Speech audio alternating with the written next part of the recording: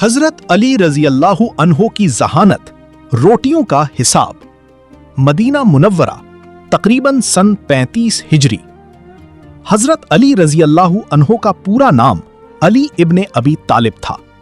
वो नबी करीम सल्लल्लाहु अलैहि वसल्लम के चचाजाद भाई भी थे और उनके दामाद भी।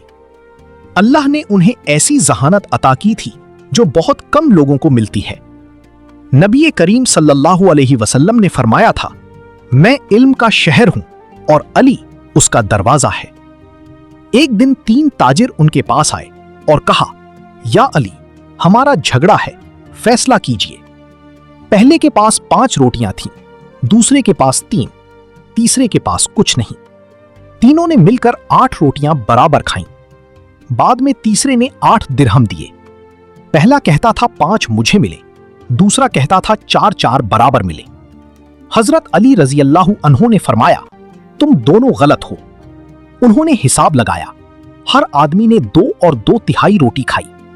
5 रोटी वाले ने तीसरे को 2 रोटी और 1 तिहाई दी। 3 रोटी वाले ने तीसरे को सिर्फ 1 तिहाई दी। इसलिए सही तकसीम यह है, 5 रोटी वाले को 7 दिरहम, 3 रोटी वाले को सिर्फ 1 दिरहम। सब हैरान रह गए। हिसाब बिल्कुल सही था। सबक, इल्म और जहानत तलवार से भी बड़ा हथियार है।